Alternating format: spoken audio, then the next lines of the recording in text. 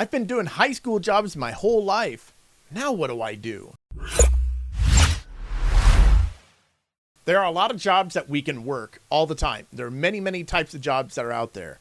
Quite frankly, we don't really realize it, but when we're younger, we have the ability to work pretty much any job that we want within reason, as long as we decide to do it.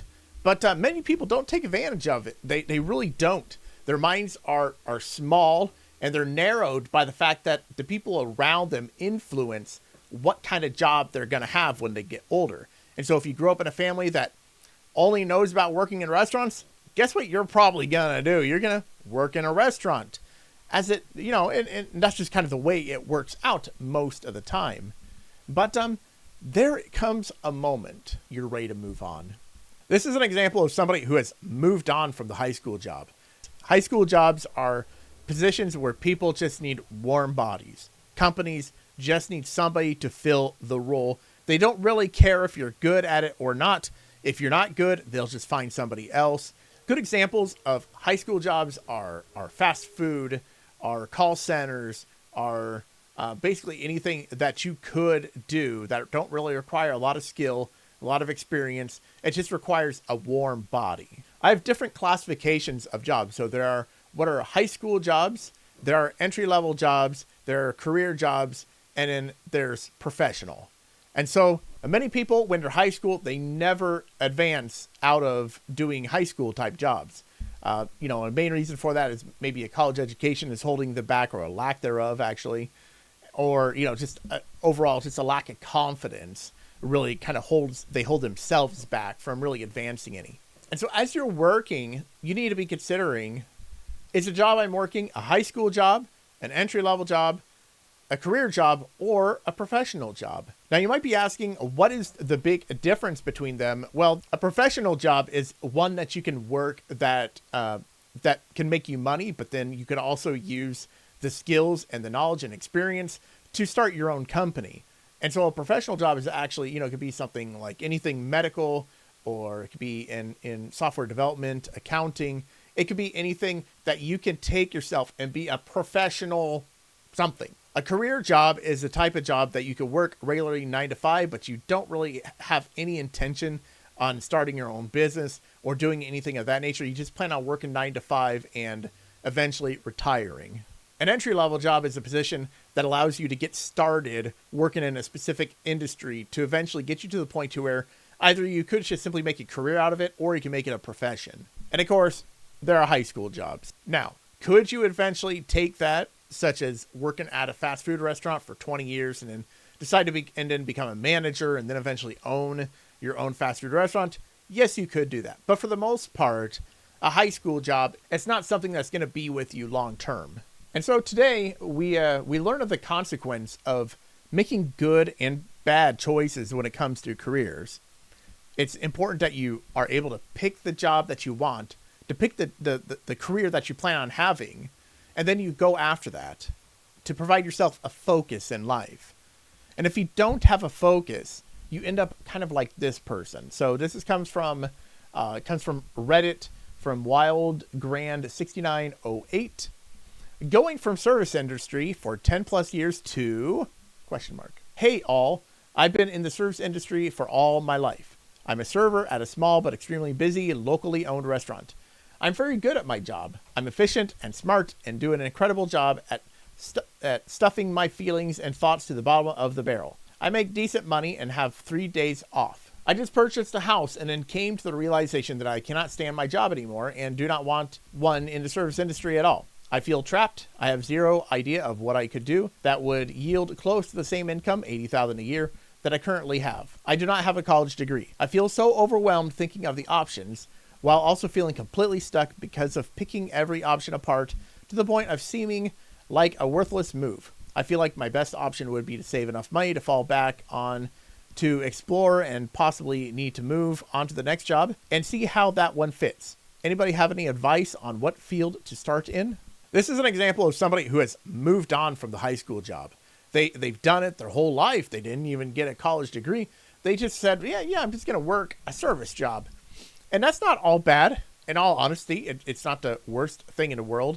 An $80,000 a year income. Frankly, many college graduates would be very happy to have an income of 80,000. They don't say where they are at, so that obviously could impact this by quite a bit. But 80,000 isn't too bad, nothing to be upset about. But I think there's actually a lot more going on here than just wanting to change careers. They say they just bought a house and then came to the realization that I cannot stand my job anymore and do not want one in the service industry at all. They do say in the prior paragraph, let's see where they find it, I'm efficient, blah, blah, and incredible, just to paraphrase, they're incredible at stuffing their feelings and thoughts to the bottom of the barrel. This is what happens when you run into a situation to where you're ready to move on. And this actually doesn't happen just at high school jobs. It happens at pretty much any job, at any industry.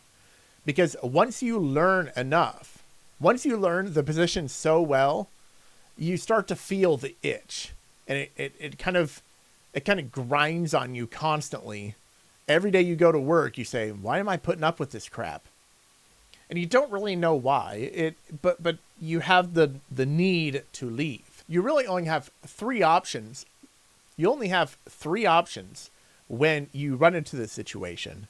You can either suck it up buttercup and just do the best that you can and continue to just ignore it for as long as you can. And B, you could advance so you could try to get promoted to maybe a manager or something of that nature. Or C, you start all over again. You move on to a different industry, a different job, and you just forget about this altogether. Based off of what I'm reading here, this person has no intent on becoming a manager. It doesn't even seem to cross their mind. They have enough years of experience in the industry that they could potentially be looking for, even like some sort of management position somewhere. And really, once you're kind of in the food area, it's reasonable that you would be able to go maybe to a fast food restaurant or something of that nature to be a manager. And they could actually grow their career that way. But from what they say here, there's no indication that they're wanting to do that. There are generally three types of employees: those that want to contribute, those who want to manage, and those who want to delegate. And some people are better at one over the other, and that's how life goes. This person definitely sounds like they're somebody who wants to contribute. They don't want to manage anything. They don't want to tell people what to do. They just want to do their job, and that's pretty much it. And so what's really going on here?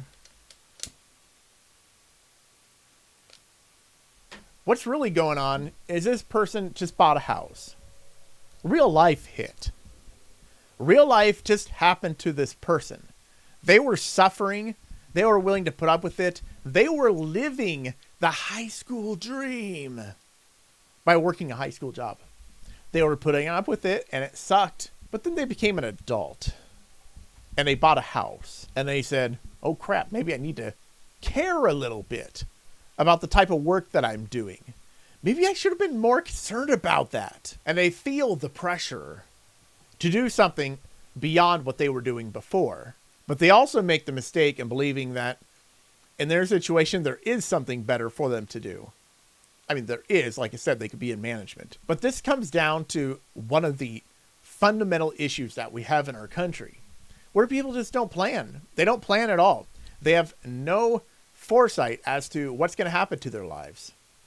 And even if somebody grows up in a family that only has ever worked in restaurants, they don't have to work in restaurants. And if they just had a little bit of knowledge, a little bit of opportunity to explore beyond the boundaries of being in the restaurant industry, they may have figured out something else they want to do in life.